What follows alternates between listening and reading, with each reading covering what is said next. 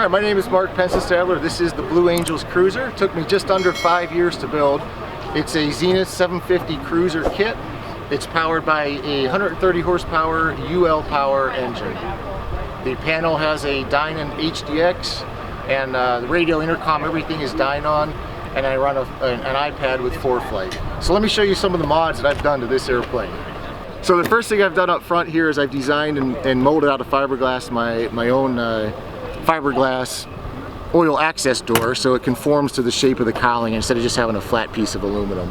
Moving back to the windshield, I didn't like the looks of the rubber boot that's around the bottom of the window, so I made a custom-made fiberglass fairing that goes all the way around the bottom of the window. Looks better and works great.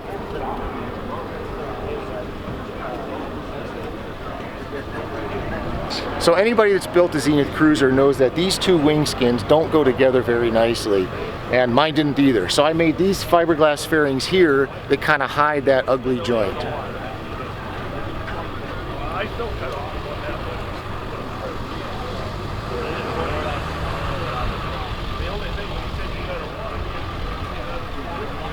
So a lot of people on the Cruzers mount their fuel senders on top of the wing tanks instead of the side. The problem with that is that the fuel sender will stick out of the top of the wing just a little bit.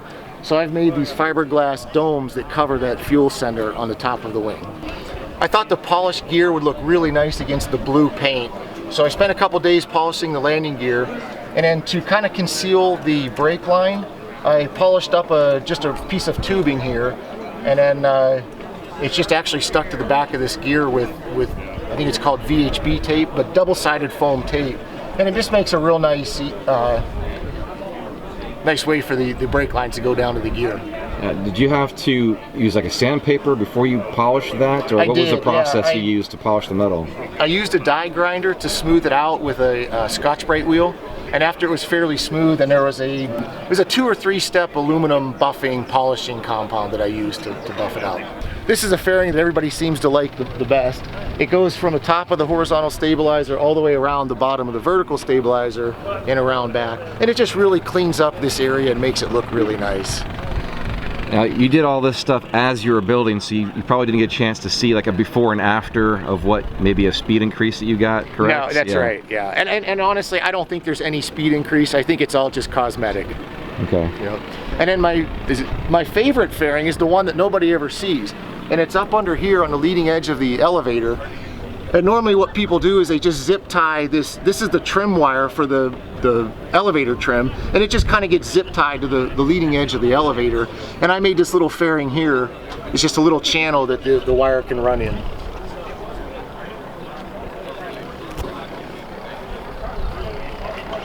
One of the other things I did, more just for cosmetics, is I wanted to close up the big gap that was here. So you can see when I move my elevator, that gap is always closed. And on the bottom, I've added this piece here that closes up this gap.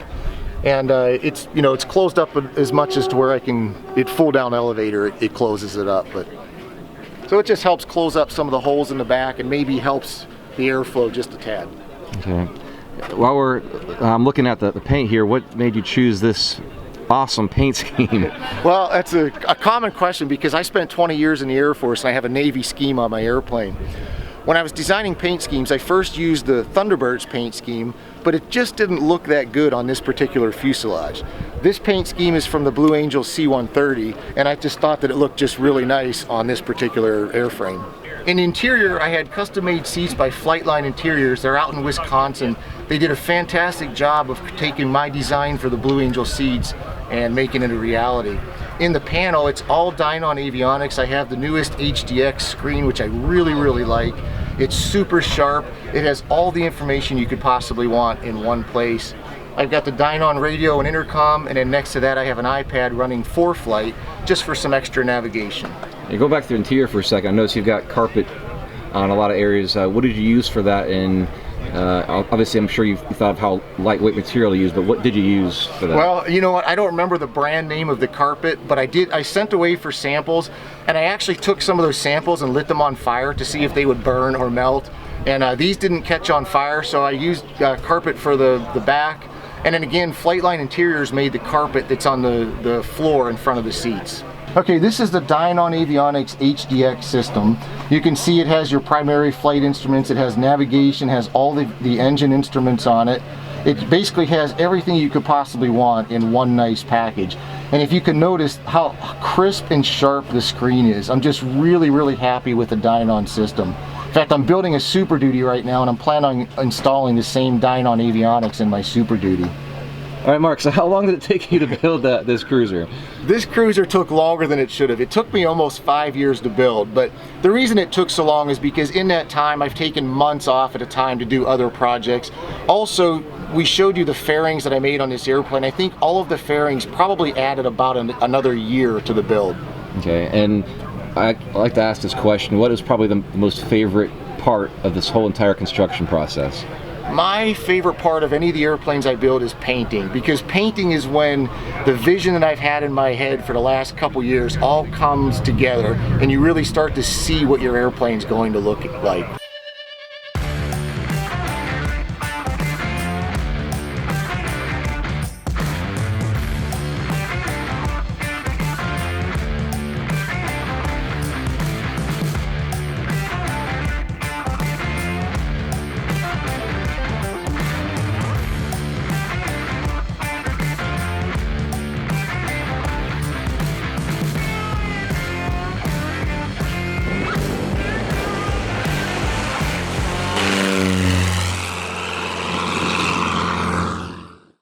Hey, before we get too deep into this, let me thank our sponsors that make all of this possible. Great companies like Airworx, Airtech Coatings, ACME AERO, Clemens Insurance Agency, STOL Aviation.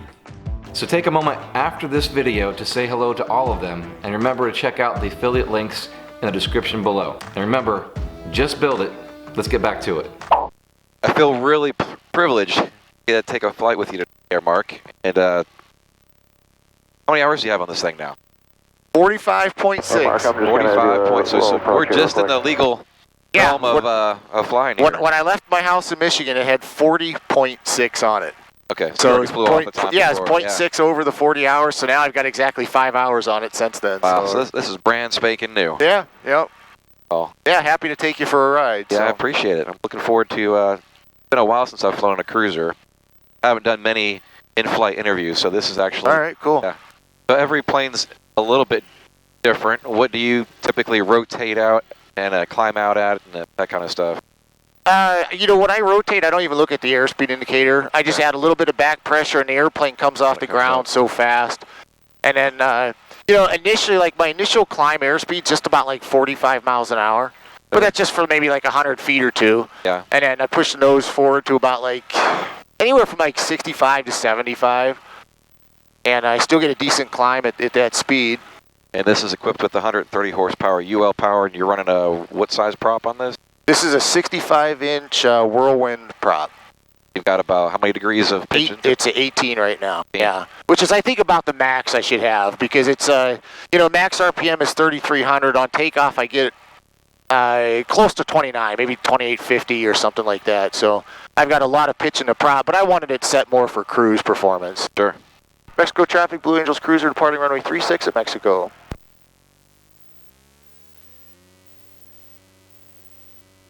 Kind of puts you back a little bit. It does. It's got power.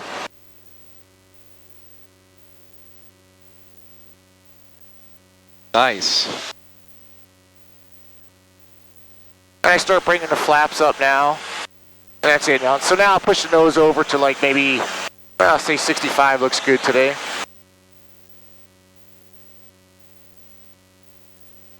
Yeah, it kind of leaps off the ground. I mean, it's not a STOL plane, but it's still, just it jumps. You, kind of on like a right base on 3-6.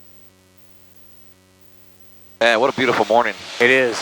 All the farm fields, all those different colors up here. It's like fall on the. I love it. Yeah. It's a perfect like level off at 1,000 feet above the ground and just, you know, sightsee. That's what this airplane is for. Mexico traffic experimental limit November is over runway 36, 18, 1,600. Man, it is like glass out this morning. Yeah, look, I mean, it just flies hands off just like this. Do you not use the rudder very often? You know, you use the rudder here, yeah. Okay. Yeah. Mexico traffic, Blue Angels Cruisers just heading way out east of the airport at Mexico. Yeah, Mark, we got you in sight. We're probably about a mile and a half to your south. Okay, I'm looking for you. Are you 918 Lima something there, November? That's me. Okay, I got you on ADSB. Now, did you do the first flight on this or forget? Yep. Did. Yep.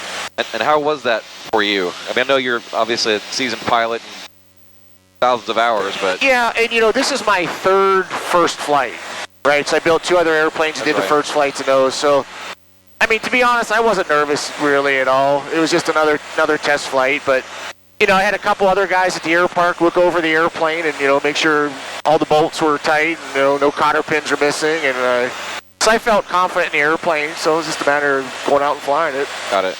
Did you do, how many, like several high-speed passes before you just took off? I just did one. Just one? Yeah, and I, you know, accidentally came off the ground and flew for about 100 feet and landed. That happens frequently. Yeah, and then, yeah. And obviously you spent a lot of time in preparation getting things rigged properly, so it flew pretty decent the first time out. It did, right? Yeah. In fact, even like the STOL didn't have a tendency to drop one wing or the other.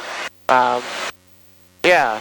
Now I've adjusted the ailerons a little bit since then, because what I noticed after a while was at real slow speeds, it had a little bit of a tendency to turn left. Okay. So I just, you know, just adjusted the ailerons a little bit and fixed that problem. So. Just like at the rod end. Yeah. You just. Yep. Yeah, it's been a while. I first flew the Cruzer probably six years ago on the demonstrator. And one of the biggest things, well, you know, first thing is visibility. Visibility is just amazing. I mean, everywhere you look, there's something to see. But also the angle that you're flying at, you see well over the cowling. You do. Yeah. The Cruzer. It really flies at kind of like a nose-low attitude. November is going to enter a... Which is good, because like you said, you got tons of visibility over the nose, and if you notice too, you can put your head out and look straight down. Yeah. Yeah. So, and I was almost convinced to get the 2 dual sticks, because I'm more of a yoke driver myself, you know, left hand on the yoke, right hand on the throttle. Yeah. And this would be opposite. But I've talked to so many people like Brian, in 5 minutes you'll get exactly. used to it. And the thing is, climbing into this airplane with those dual sticks, I think would be difficult. Yeah. I love that Y stick. Yeah, that's a selling point. Yeah. Sure. Traffic, Sky OK 43 is turning final for 36, Mexico. Yeah, you forget that these things are light aircraft and how, I mean, all planes are small or fairly light on the controls, but this is literally like with your fingers. Yeah. Yeah. Is it still trimmed out for you, or? Yeah. I think on like my Super Duty, I want to put the elevator trim on the stick. Yeah. I think it'd be better than having it up here. Yeah. All right, your airplane. Okay. My airplane. Cool. Yeah, the seats, are really comfortable too. Yeah, these are from Flightline Interiors. Okay. Yep. I had a good support underneath your legs. Yeah, I think they're real comfortable too. Even flying for 5 hours the other day coming in down here, it was comfortable. Yeah. Mexico traffic, Blue Angels Cruzer is 4 miles to the south for runway 6 at Mexico. Mexico traffic 843 is clear of 36, Mexico. So is this in reality only like the second flying that you've been to since you've been flying this? You went to that one close to your house somewhat, I think, right? Yeah. Yep. Yeah, those ones were all within the my 50-mile limit. So. Yeah. In fact, even just coming out here is the first cross country on this airplane. But it's performed well, no problems with the engine or anything, so it worked real nice. Well, it flies as good as it looks, let me tell you. It was funny, after I did like the first flight on here, literally as soon as I landed, I was just like, I have no need for my Mooney anymore. Yeah? Like, why would I go fly the Mooney when I could fly this? Yeah. So that's why I sold it. It's so much more fun, huh? Yeah. You liking the Dynon radio? And yeah, I do, but I have a problem with my antenna. I think my antenna isn't grounded properly. Okay. The problem is, to get to that antenna, I have to disconnect all the elevator and rudder cables, because I can't stand up in the back fuselage with those cables there to get to the antenna. So I've been kind of waiting until after this trip to kind of do that and remount that antenna. Mexico Blue Angels Cruzer on a 3.5 mile final, runway 6, Mexico. So this thing kind of has similar speeds to like a 152.